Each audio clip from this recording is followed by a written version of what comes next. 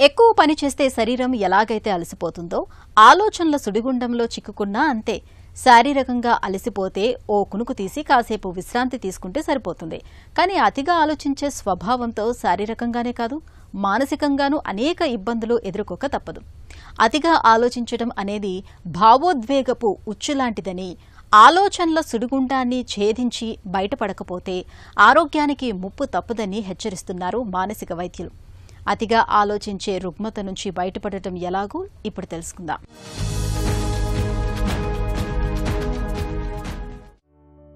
ఆలోచించడం, బాధపడడం మానవ సహజమే. కానీ కొంతమంది జరిగిన వాటిని, జరగని వాటిని తలుచుకుని అతిగా ఆలోచిస్తుంటారు. చిన్న చిన్న వాటికి ఎక్కువగా ప్రభావితమవుతూ ఆలోచనల సునామీలో కొట్టుకుపోతుంటారు.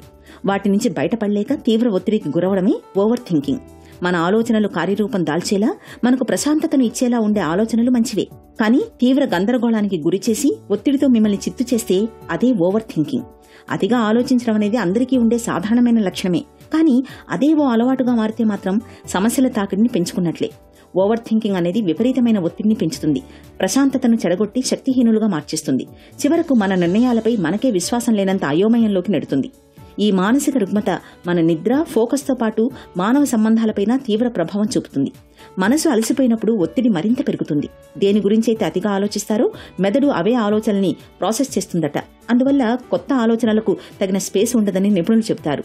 తద్వారా నిర్ణయాలు తీసుకునే ప్రక్రియ నెమ్మదించడంతో పాటు వచ్చే అవకాశాలు చేజారి వ్యక్తిగత పురోగతి దెబ్బతింటుంది. అతిగా ఆలోచించడం అనే రుగ్మత నుంచి బయటపడేందుకు కొన్ని జాగ్రత్తలు ఎంతగానో ఉపకరిస్తాయి.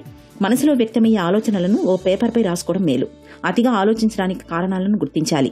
దేని గురించి ఆందోళన చెందుతున్నారో సంబంధిత అంశానికి సుమారు 15 నుంచి 20 నిమిషాలు కేటాయించాలి.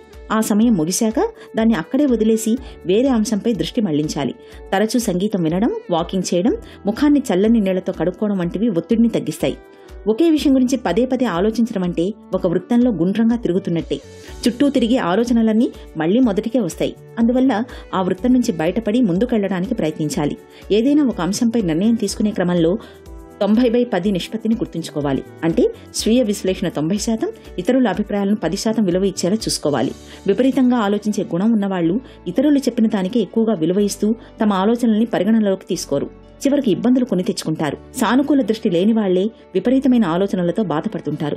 తమకేదో కీడు జరగబోతోందనే ఆలోచనలు వీరిని వెంటాడుతుంటాయి. అలాంటప్పుడు అంతా మంచి జరుగుతుందనే సానుకూల దృక్పథాన్ని అలవర్చుకుంటే ఆలోచనల ఉధృతి తగ్గే అవకాశం ఉంటుంది.